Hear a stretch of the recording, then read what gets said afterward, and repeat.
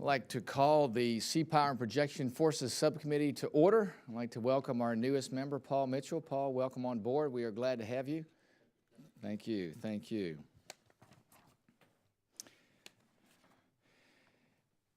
Thanks again for the members and their efforts in the deliberations with putting this subcommittee mark together. And we will make sure that this is a inclusive process to make sure everybody's thoughts and ideas are included in this as we go through the process. Shipbuilding is a slow and deliberate process, and it takes years of patience and persistence to build a credible force. It starts with a vision and a sufficient industrial base. It requires funding stability and an effective acquisition agency. In short, it is a team sport that requires all the players of the team to work together toward a common goal. Fortunately, I think that we have the recipe for a successful strategy to obtain the Navy and the nation's needs. Admiral Richardson has a 355-ship vision. Secretary Spencer has provided acquisition excellence, and the industrial base is poised and ready to go. The last step to complete the plan is for Congress to provide the authority to move forward. Deliberately, we laid the groundwork for success in last year's FY18 National Defense Authorization Act by providing congressional support for expanded procurement of both Arleigh Burke-class destroyers and Virginia-class attack submarines. Even without these key additions, we still had more work to do. Therefore, in this year's FY19 mark, we closed the gap on aircraft carrier construction and authorized CVN 81. Building aircraft carriers on a shorter cadence is essential to saving money and delivering the 12 aircraft carrier force structure the Navy needs. We also accelerate the rate of Virginia-class attack submarine construction to include additional submarines in fiscal years 2022 and 2023. These additional submarines are essential to reducing the attack submarine shortfall currently slated to occur in the next 10 years. Finally, we concentrate on delivering the logistics that the Army and the Marine Corps need by providing additional authority to procure used vessels and ensuring a sufficient construction program to support the surge sea lift. Our oversight this year also included key development programs associated with the Columbia-class ballistic missile submarine program and the B-21 Raider program. I visited these locations associated with both of these programs in the last few months and believe that we are on track to deliver these capabilities. As the second and third largest DoD acquisition programs, it is essential that we deliver both of these capabilities on time and on budget. I continue to carefully review design completion and believe that the DoD needs to carefully align design completion with start of production.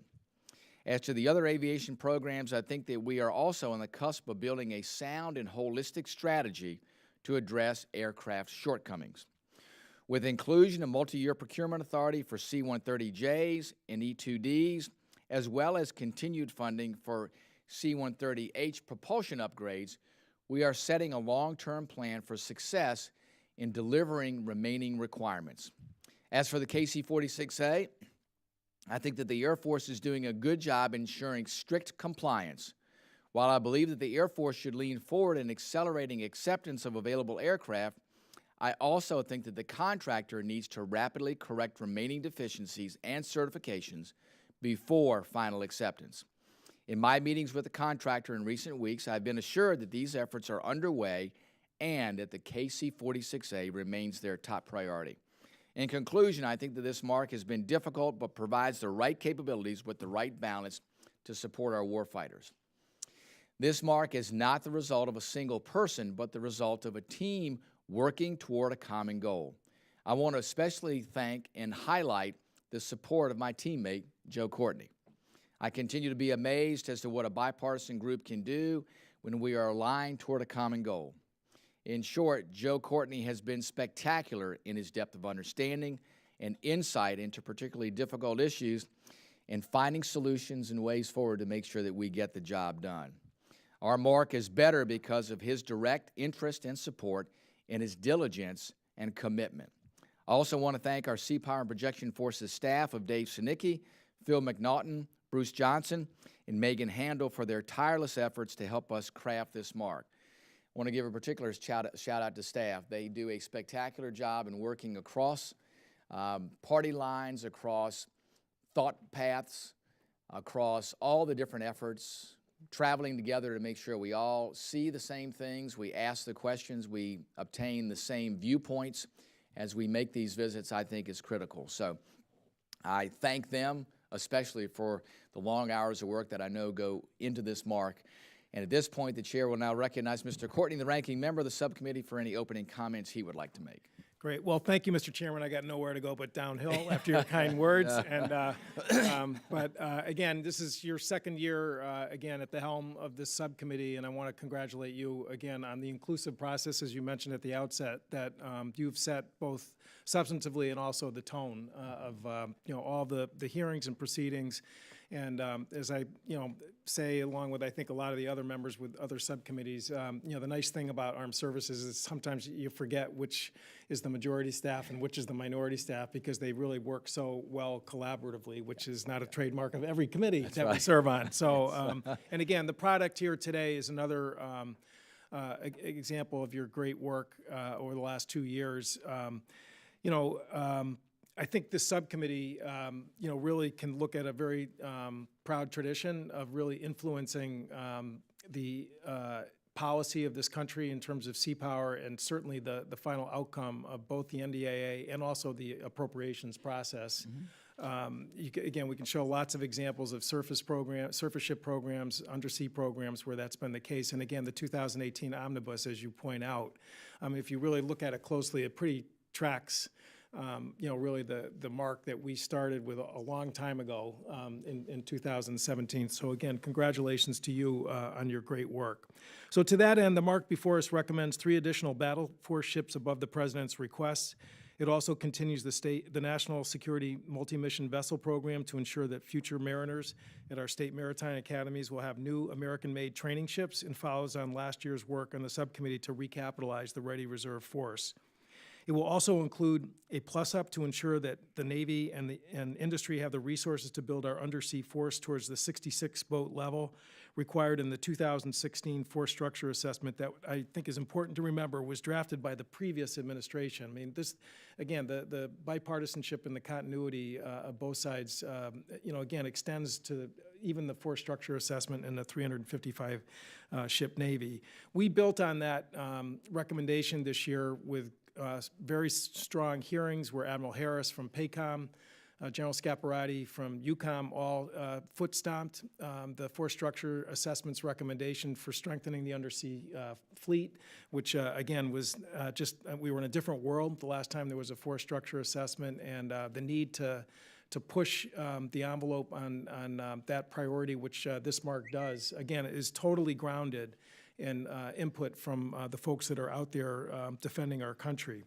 The Navy's 30-year shipbuilding plan notes sufficient industrial base to build additional submarines, which again, this mark will give them the tools to incorporate that as they're negotiating the next Block 5 contract. It also recommends important investments in our Air Force projection forces. It fully funds the B-21 bomber program, the Presidential Aircraft Replacement Program, and provides funding to address shortfalls in long-range propulsion upgrades for our legacy C-130H fleet, including the Flying Yankees of Connecticut's 103rd Air National Guard Wing. And as a Red Sox fan, it kills me to have to support anything with the name Yankee on it, but that, in this case, I'm going to make an exception for it. So again, the mark does good work in that area. And I want to join you in highlighting the hard work of the staff for their tireless effort to put together this mark. Again, Dave Sinecki, Phil McNaughton, Bruce Johnson, and Megan Hendo, as you noted earlier here. We wouldn't be at this place. And again, I think every member on the subcommittee knows that they are always accessible and always ready to help, again, us get to a good, inclusive, bipartisan mark. So thank you to the great team that's there. And with that, I yield back. Very good. Thank you, Mr. Courtney. We'll now proceed to mark up H.R. 5515, the National Defense Authorization Act for fiscal year 2019. Without objection, the first reading of this bill is dispensed with.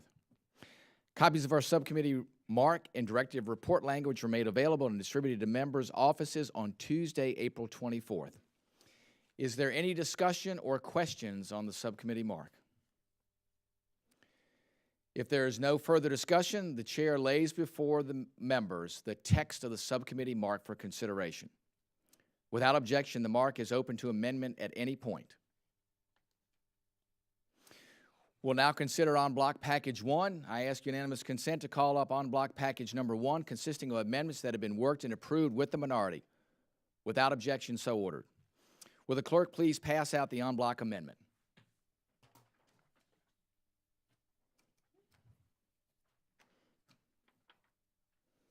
Thanks, Megan. Thank you.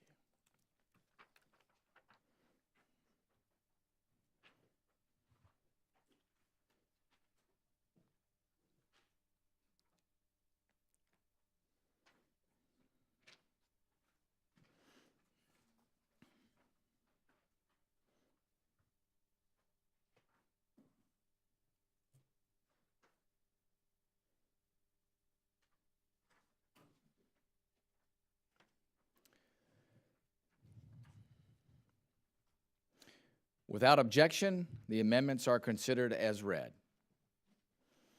On block package number 1 is comprised of the following. Amendment number 1 by Mr. McEachin regarding MQ-25 unmanned aerial vehicle fielding on CVN 73. Amendment number 2R1 by Mr. Langevin regarding SPY-6 capabilities. And amendment number 3 by Mr. Langevin regarding the Arleigh Burke-class destroyer radar backfit. Is there any further discussion on the en bloc package, and hopefully subsequent passage? If there is no further discussion, the question is on adoption of en bloc package number 1. So many are in favor will signify by saying aye. Aye. Those opposed, no. The ayes have it. The motion is adopted. Are there any additional amendments to the subcommittee mark? Hearing none, the question now occurs on the adoption of the mark. So many as are in favor of the mark will signify by saying aye. Aye. Those opposed signify by saying no. The ayes have it, and the mark is adopted. The chair now recognizes the gentleman from Alabama, Mr. Byrne, for the purposes of a motion. Mr. Chairman, I move that the subcommittee report the mark as amended favorably to the full committee. The question is on the motion from the gentleman from Alabama, Mr. Byrne. So many as are in favor of the motion will signify by saying aye. Those that are opposed shall signify by saying no. A quorum being present, the ayes have it, and the motion is adopted. And without objection, a motion to reconsider is laid upon the table. Without objection, members have 5 legislative days in which to submit written statements into the record. So ordered. I also ask unanimous consent that staff be authorized to make necessary conforming, technical, and clerical changes and to remove from the mark as amended provisions that would cause the mark to refer to other committees or would result in additional direct spending or would result in an earmark. Without objection, so ordered. There being no further legislative business before the subcommittee, this meeting is adjourned. Timing is impeccable.